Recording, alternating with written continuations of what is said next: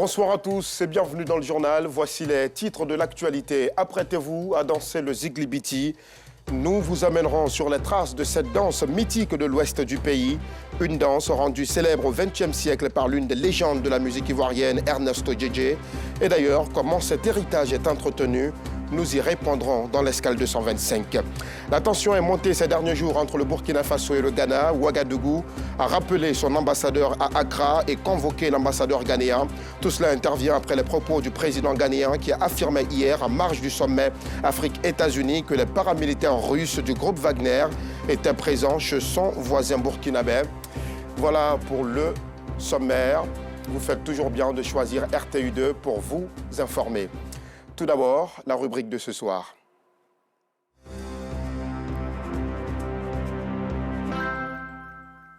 Comme promis, nous dansons ce soir le Ziglibiti, cette danse folklorique de l'ouest de la Côte d'Ivoire, précisément du village de Taïragoué dans la sous-préfecture de Daloa. Le Ziglibiti bénéficie d'une renommée tant au plan national qu'international, une célébrité que l'on doit à l'immense Ernesto Djedje, le roi du Ziglibiti, qui en a fait une large promotion dans les années 70 et 80. Comment s'effectue cette danse? Quelle est son histoire? Quelle empreinte Ernesto Djedje a-t-il laissé sur le Ziglibiti? Escale à Taïragoué, là où est né le Ziglibiti, avec Maïssa Kogei. Taïragoué, localité située à 7 km sur l'axe Issia-Daloa, au centre-ouest de la Côte d'Ivoire. C'est ici qu'est né le Ziglibiti, danse traditionnelle de réjouissance populaire.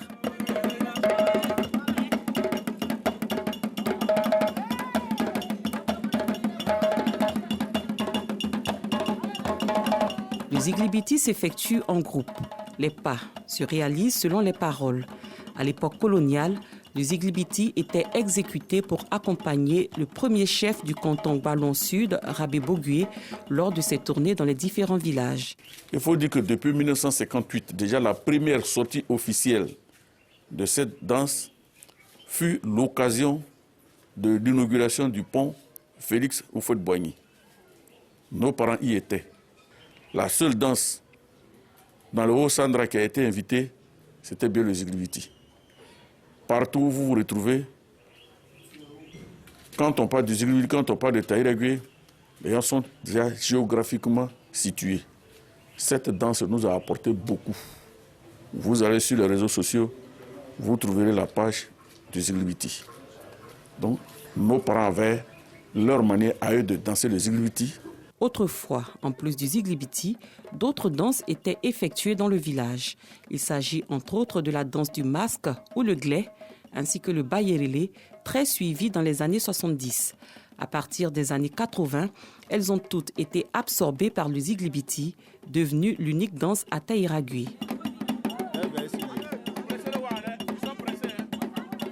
Il y a deux manières de danser le Ziglibiti. Il y a la manière de nos parents et celle de Ernesto Djedje. Le Ziglibiti traditionnel a été récupéré par Ernesto Djedje. Il l'a par la suite révolutionné. Par la maîtrise des pas qu'il a lui-même créés et son immense talent, Ernesto Djedje a propulsé le Ziglibiti au-delà des frontières de Taïragoué.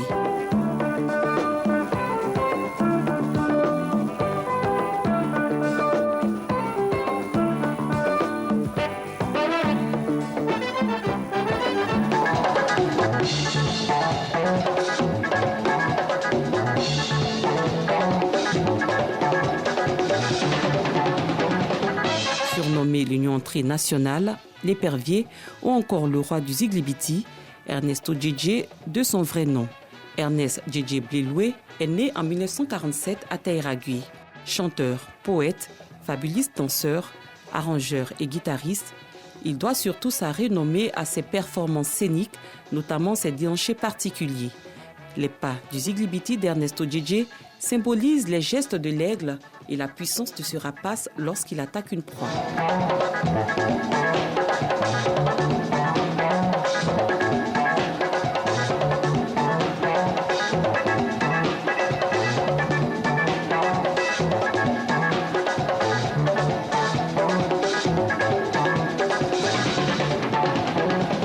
Lors de ses différents passages à Taïragoué, Ernesto Djedje, alors au sommet de sa gloire, provoquait l'émeute. Ernesto, dès qu'il arrive au village, c'est un événement qui n'a pas envie de l'approcher.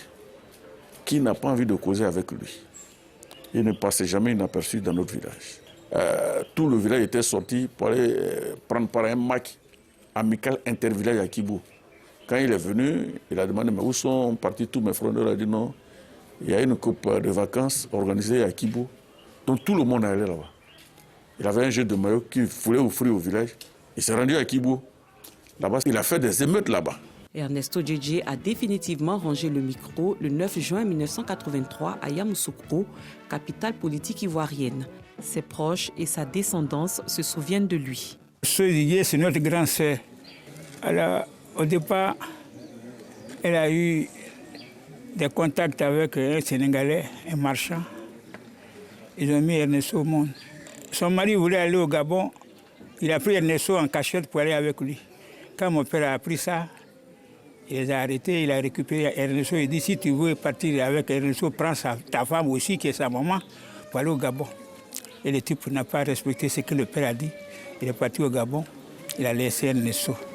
Ernesto, de son vrai nom, c'est Touré. On l'a nommé Guégué. Guégué veut dire l'iroko. C'est un arbre qui a plusieurs vertus. Il a un peu négligé l'école, il dit qu'il va faire de la musique. Mon jeune frère lui a dit que s'il veut faire de la musique, on le laisse parce que dans la vie, chacun a un destin, chacun a son étoile. On l'a laissé faire la musique. L'ayant peu connu, du moins, il est parti très tôt et j'étais encore très jeune. On dit d'un artiste qu'il ne meurt jamais, donc effectivement, grâce à son statut, je le découvre. Grâce aux images, aux archives, on retient que c'était un homme généreux. J'ai tellement de témoignages entre ces musiciens. Certains m'ont dit qu'ils ont eu le courant chez eux pour la première fois, parce que mon père avait acheté des maisons à ces musiciens. D'autres qui me disent qu'il a payé leurs études.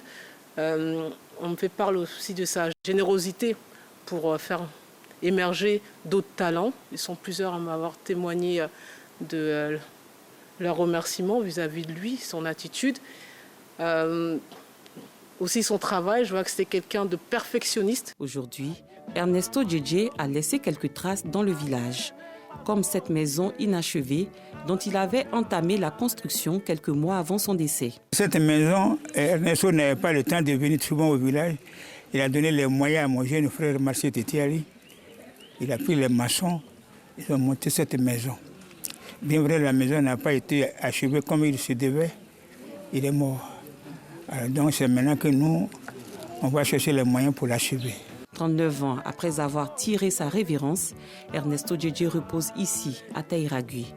Ses proches souhaitent la réhabilitation du site qui abrite sa dépouille. Ernesto Djedje, sa tombe est devenue un site touristique. Mais si bien que quand d'autres arrivent, ils sont un peu déçus.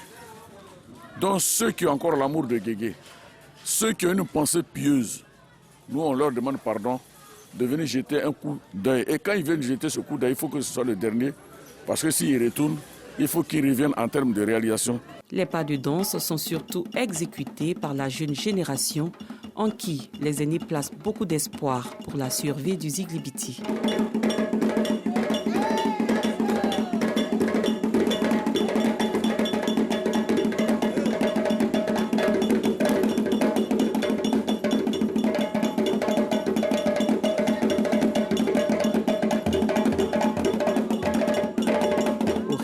Du Ziglibiti, la nuit tombe sur Taïragui, prêt à faire rayonner cette danse à travers le globe et pérenniser les œuvres de celui qui lui a donné ses premières lettres de noblesse, feu Ernesto Djedje.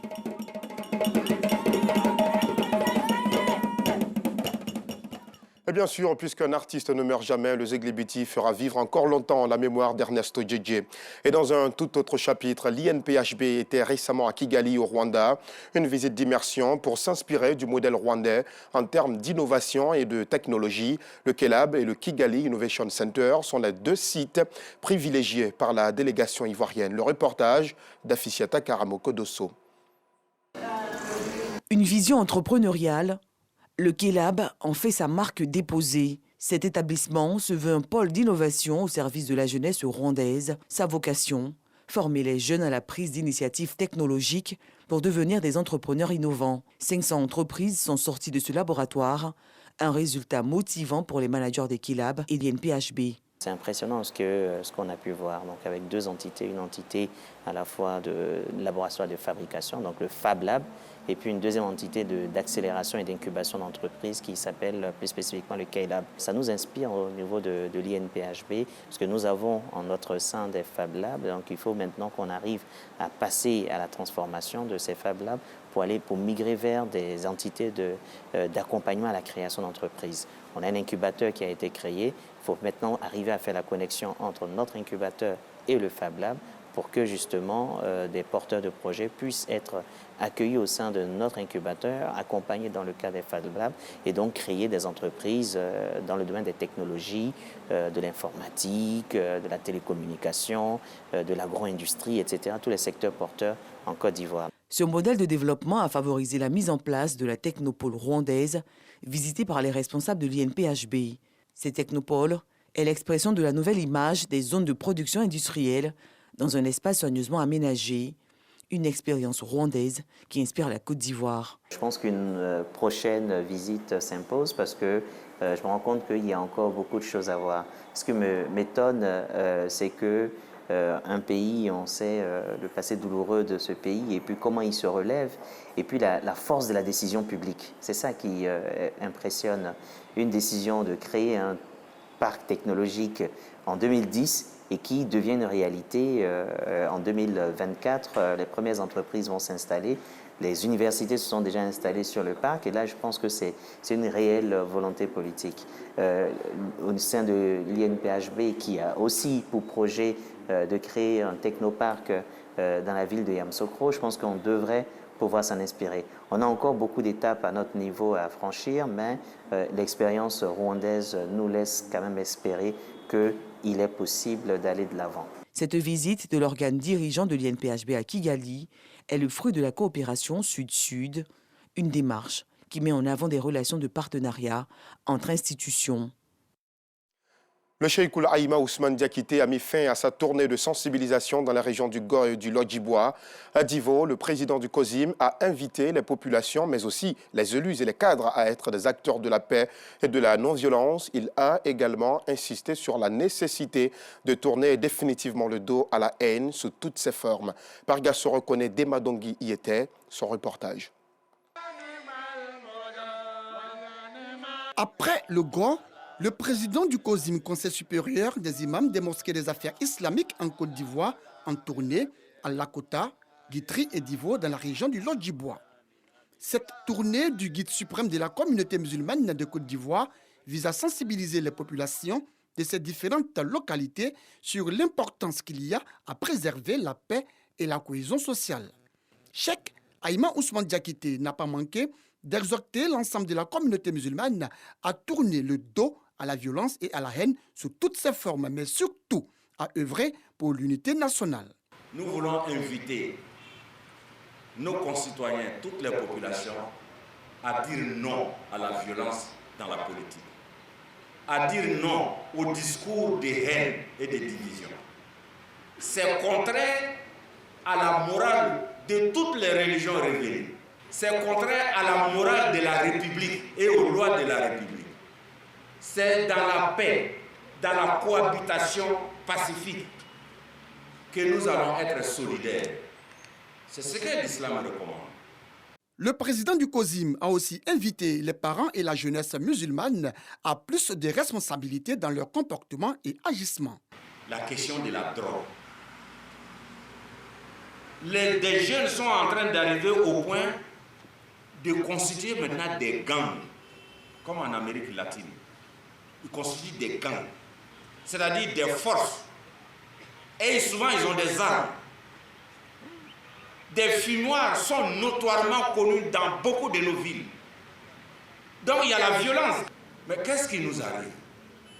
Nous voulons des bons jeunes, nous devons avoir des bons parents.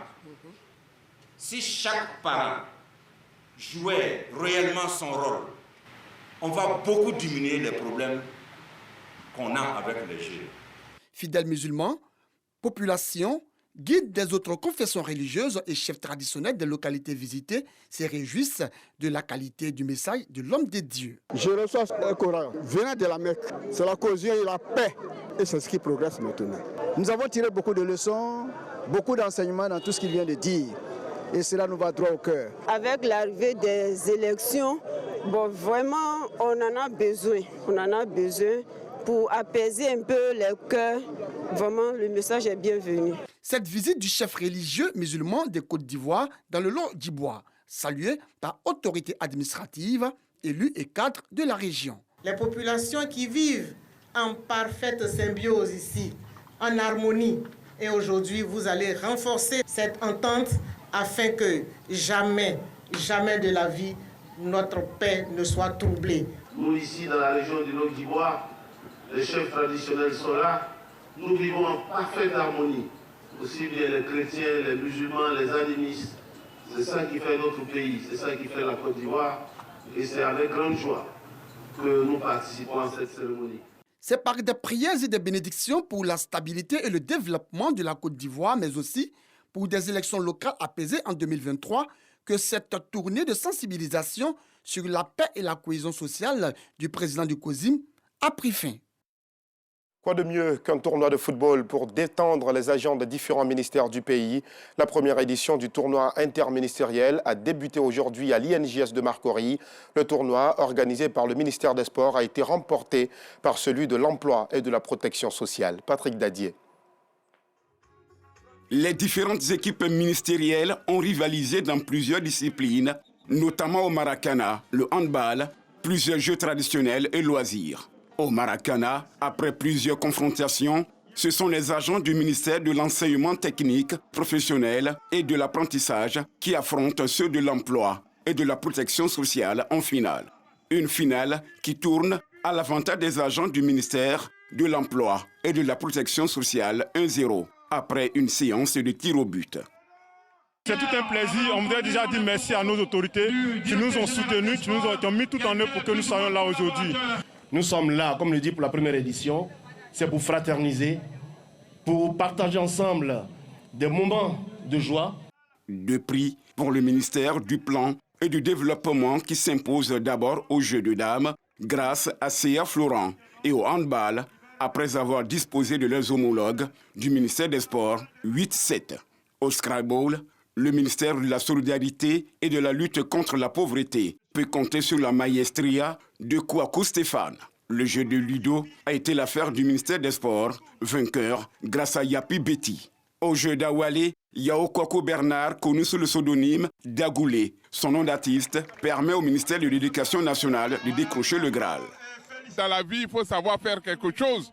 Il faut savoir jouer quelque chose. On a laissé le football, donc aujourd'hui je suis champion en Awale interministériel. Un ballet des agents des différents ministères avec au premier rang le directeur général des sports a clos cette première édition du tournoi de la cohésion interministérielle. Et toujours en sport, la médaille de bronze de la Coupe du monde de football 2022 revient à la Croatie. Lukas Modric et ses coéquipiers ont remporté la petite finale face au Maroc, 2-1. Nous vous le disions en titre, la tension ces derniers jours est montée entre le Burkina Faso et le Ghana. Ouagadougou a rappelé son ambassadeur à Accra et convoqué l'ambassadeur ghanéen. Tout cela intervient après les propos du président ghanéen Nana Akufo-Addo qui affirmait hier en marge du sommet Afrique-États-Unis que les paramilitaires russes du groupe Wagner étaient présents chez son voisin burkinabé, des propos qui ont profondément affecté le gouvernement burkinabé. Le ministre délégué chargé de la coopération régionale, Karamoko Jean-Marie Traoré, a indiqué avoir écouté l'ambassadeur du Ghana pour lui faire savoir la position du gouvernement qui juge très grave les propos d'un chef d'État et de surcroît un voisin. Et puis 9 millions d'électeurs tunisiens étaient aux urnes ce samedi pour élire leurs députés. Une nouvelle chambre de 161 députés doit remplacer celle qui a été suspendue en juillet dernier. Mais le scrutin est boycotté par la plupart des partis dont le mouvement d'inspiration islamiste Ennahda. C'est la fin de cette édition. Merci de l'avoir suivi. À 12h30 demain, Anicet Konan Blessing vous donne rendez-vous. À 19h30, Afisiata Karamoko Dosso sera à cette même place. Quant à moi, on se dit à lundi, si Dieu le veut. Excellente soirée.